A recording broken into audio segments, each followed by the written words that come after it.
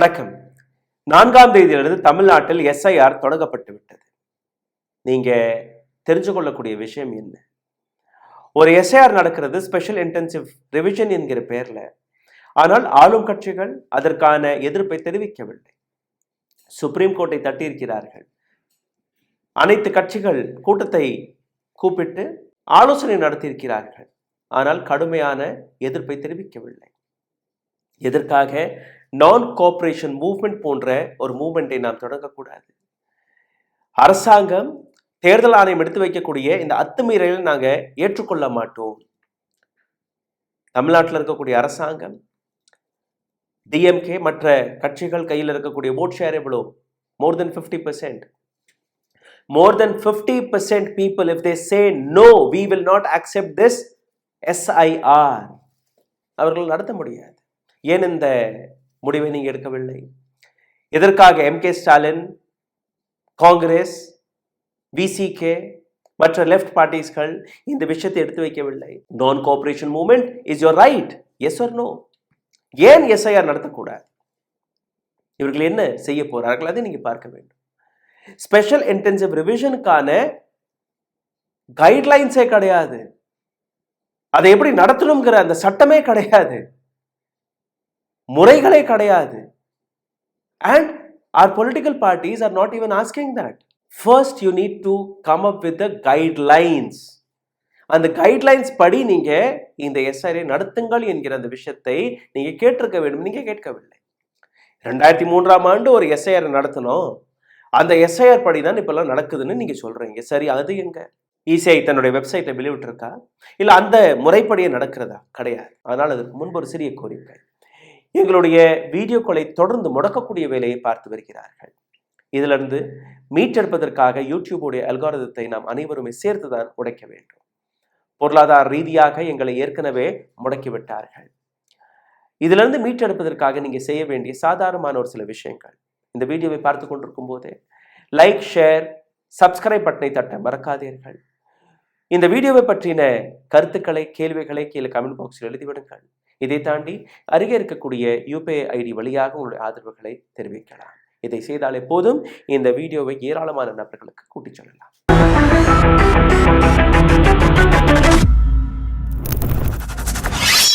2003ஆம் ஆண்டு வெளிவிட்ட அந்த கைட்லைன்ஸ் இந்த இருக்கு உங்களுடைய டிவி ஸ்கிரீன்ல.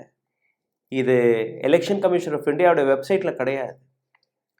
இதுல இவர்கள் எடுத்து வைத்த அந்த 3 பொய்கள், 21 நாட்களுக்குள் நாங்க எஸ்ஐஆரை முடிச்சுட்டோம்னு கிடையாது. ஜனவரி மாதம் 2003ஆம் ஆண்டு எஸ்ஐஆரை தொடங்கினார்கள்.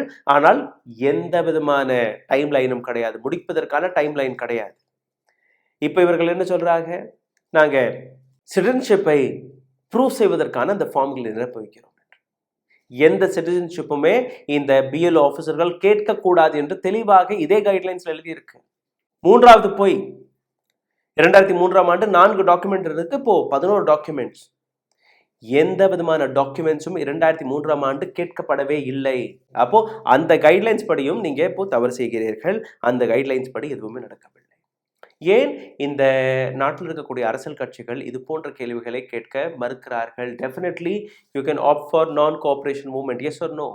எப்படி மகாத்மா காந்தி வெள்ளையர்கள் போடக்கூடிய அந்த அத்துமீறலான தவறான பாலிசிகளுக்கு எதிராக நின்றாரோ, அதன்படி அந்த வழியில் வந்த கட்சிகள் தானே, அந்த வழியில் வந்த கொள்கைகள் தானே இந்தியாவிலும் இருக்கு. ஏன் நீங்க நான் கோஆபரேஷன் மூவ்மெண்ட்டை கையில் எடுக்கக்கூடாது? ஏன் இந்தியாவில் இருக்கக்கூடிய மற்ற கட்சிகள், மற்ற மாநிலங்கள் இதை எடுக்கக்கூடாது? எஸ்ஐஆர் நடக்கிறது. அதை தடுத்து நிறுத்துவதற்கான எந்த விதமான முயற்சியும் நீங்க எடுக்காமல் இப்போ புலம்பிக் கொண்டிருந்தால் இது உங்களுடைய தவறு. இந்த டாக்குமெண்ட்ஸ், எந்த விதமான டாக்குமெண்ட்ஸ் இவர்கள் கேட்கிறார்கள்? ஜூலை 1ஆம் தேதி 1987ஆம் ஆண்டிற்கு முன்பு பிறந்த நபர்கள், எந்த விதமான date of birth, place of birth, அதற்கான டாக்குமெண்ட் காட்டினாலே போதும் உங்களோட பேரை சேர்த்து விடுவார்களா? தமிழ்நாட்டில் இருக்கக்கூடிய 6 கோடி மக்கள் அவர்கள் இந்த ப்ரூஃப்களை காட்டணும். born between July 1st 1987 to December 2nd 2004, 1987ஆம் ஆண்டிலிருந்து டிசம்பர் 2, 2004ஆம் ஆண்டு வரை பிறந்த நபர்கள் one document of self and one document of father or mother showing date and place of birth. இந்த காலத்தில் பிறந்த நபர்கள் தன்னுடைய ஒரு டாக்குமெண்ட், அந்த டாக்குமெண்ட்ல அப்பாவுடைய பேர் அல்ல அம்மாவுடைய பேர் இணைந்த ஒரு டாக்குமெண்ட்டை நீங்க காட்டணும்.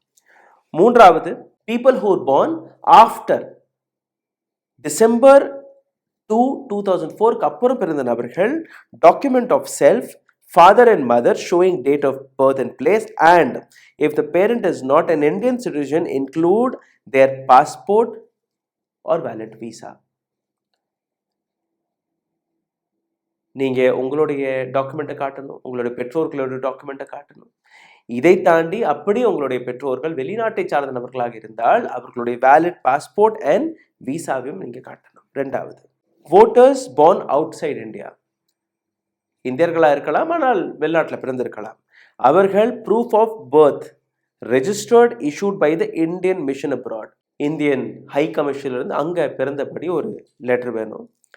Become an Indian citizen later, இந்தியாவுக்கு வந்து இந்தியன் சிட்டிசனாக அப்புறம் மாறிட்டாக, அந்த டாக்குமெண்ட் உங்களுக்கு தேவை. Certificate of registration or naturalisation is required. இந்த பட்டியலை நீங்கள் கொடுக்கணும். கவர்மெண்ட் டாக்குமெண்ட்டை நீங்கள் பார்த்தீர்கள்ல என்னெல்லாம் அக்செப்ட் ஆகும். இதில் PSU, government public sector undertaking, அதில் இருக்கக்கூடிய அங்கே வேலை பார்த்தீர்கள் அந்த டாக்குமெண்ட் எடுத்துப்பார்கள், ID proof and all. Certificate from local bodies, bank, post office, LIC, இதெல்லாம் எடுத்துப்பாங்க பிஃபோர் 87க்கு முன்னாடி. Birth certificate is accepted, passport is accepted, college and school certificate is accepted, permanent residence certificate is accepted, forest right certificate is accepted, OBC, SC, ST ஜாதி சான்றிதழ் accepted, but ration card is not accepted, அதை ஏற்றுக்கொள்ள முடியாது. license is not accepted. எந்த வரியை இந்த நாட்டு அரசாங்கம் டாக்ஸ் என்கிற பேர்ல வாங்குறதோ அந்த வரிக்கான பான் கார்டு செல்லாது. எந்த ஓட்டை போடுவதற்காக இந்த முயற்சி எடுக்கிறீர்களோ, எந்த தேர்தல் ஆணையம் எபிக் கார்டை செய்கிறார்களோ, ஓட்டர்ஸ் ஐடி, அதுவும் செல்லாது. ஏன்னா அதில் தான் நீங்கள் லட்சக்கணக்கான நபர்களை சேர்த்து வச்சிருக்கீங்களே. ஆதார் கார்டு, அனைத்திலுமே ஆதார் கார்டை இணையுங்கள். பாஸ்புக், உங்களுடைய ரேஷன் கார்டு, உங்களுடைய மின்சார பில், உங்களுடைய பேங்க், எந்த இடத்து ஸ்கூல் சர்டிஃபிகேட், ஸ்கூலில் அட்மிஷன், ஃப்ளைட் பிடிக்கணுமா, ட்ரெயின் பிடிக்கணுமா, அதுக்கும் Aadhaar. Aadhaar is accepted all over the country. Aadhaar இந்த நாட்டில் இருக்கக்கூடிய 98% மக்கள் கையில் இருக்கு. அந்த ஆதாரை நாங்கள் ஏற்றுக்கொள்ள மாட்டோம். But we will do this practice. இப்போ கட்சிகள் என்ன செய்ய வேண்டும்? கட்சிகள் எங்க தவறு செய்கிறார்கள்? கட்சிகள் எடுத்து வைக்கக்கூடிய ஒரு சில கேள்விகள், இதை அவங்க நிச்சயமாக பண்ணணும். First, they should say we will not cooperate. 2, they should say bring the list of documents, list of guidelines. மக்களுக்கு முன்னாடி இந்த கைட்லைன்ஸ் முறை, எந்த முறையில் நீங்கள் இந்த எஸ்ஆர்ஐ நடத்த போகிறீர்கள் அதை நீங்கள் கொண்டுட்டு வரணும். மூன்றாவது, இந்த கால அவகாசம் 30 நாட்களுக்குள்ள நாங்கள் 6.5 கோடி மக்களுடைய ஓட்டர்ஸ் லிஸ்ட் ஸ்கேன் செஞ்சிருவோம்னு சொல்கிறீங்களா, அது இருக்கக்கூடாது. நான்காவது, வந்தேரிகள், இந்த வந்தேரிகளை வைத்து இந்த ஒட்டுமொத்த மக்களை ஏமாற்றக்கூடிய வேலை பார்க்கிறீர்களோ, அதே மைக்ரண்ட் ஒர்க்கர்ஸ், அவர்களுக்கு ஒவ்வொரு மாநிலத்திலும் இடம் கிடைக்கக்கூடாது. நீங்கள் அனுப்புறீங்க இல்லையா டிக்கெட் வாங்கி, பீகாரில் இருக்கக்கூடிய நபர் பீகாருக்கு போய் நீங்கள் ஓட்டு போடுங்க, உத்தரப்பிரதேசத்தில் இருக்கக்கூடிய நபர் அங்கே போய் ஓட்டு போடுங்கள். அதே பீகாரை சார்ந்த நபர் இங்கே ஒரு 15-20 வருஷமாக இருந்தால் அவர் ஓட்டு போடட்டும், பிரச்சனை இல்லை. பட் நேற்று வந்த நபர், 1 மாதத்துக்கு முன்னாடி வந்த நபர், 6 மாதத்துக்கு முன்னாடி வந்த நபர், அவர் இங்கே ஓட்டு போடும்போது யாருக்கு ஓட்டு போடுவார்? 93 lakh, 93 லட்சம் வட இந்தியர்கள் தமிழ்நாட்டில் இருப்பதாக ஈஸ்வரம் போர்ட்டல் எடுத்துக்காட்டிய பின்பு தமிழ்நாட்டுடைய லேபர் டிபார்ட்மெண்ட்ல ரெஜிஸ்டர் ஆன நபர்களுடைய எண்ணிக்கை 35 லட்சம். இந்த நபர்கள் யாருக்கு ஓட்டு போடுவார்கள்? நேற்று ராகுல் காந்தி வெளிவிட்ட இந்த பிரஸ் மீட்ல நீங்க பார்த்தீர்கள்னா வெறும் 25 லட்சம் தவறான வாக்காளர்களை வைத்து ஒட்டுமொத்த அரசியல் களத்தை பிரட்டி போட்டு விட்டார்கள். பிஜேபி கையில் அந்த மாநிலம் போய்விட்டது. இங்கே நடக்காது, நடக்க வாய்ப்பு கிடையாதா? So the problem here is, அரசியல் கட்சிகள் ஏதோ ஒரு விதத்தில் சிக்கி இருக்கிறார்கள், ஏதோ ஒரு விதத்தில் பயப்படுகிறார்கள். தைரியமாக நான் கோஆபரேஷன் மூவ்மெண்ட்டாக இருக்கட்டும் அல்லது இது பற்றிய போராட்டமாக இருக்கட்டும், எதையுமே கையில் எடுக்கவில்லை. And Election Commission had started the practice. 4ஆம் தேதி நவம்பர் மாதமிலிருந்து தொடங்கி டிசம்பர் மாதம் 4ஆம் தேதி வரை தமிழ்நாடு முழுவதும் இந்த எஸ்ஐஆர்ங்கிற இந்த பிராக்டிஸ் நடக்க போகிறது, கைட்லைன்ஸ் இல்லாமல். கடைசியாக சோஷியல் ஆடிட் நடக்கும்.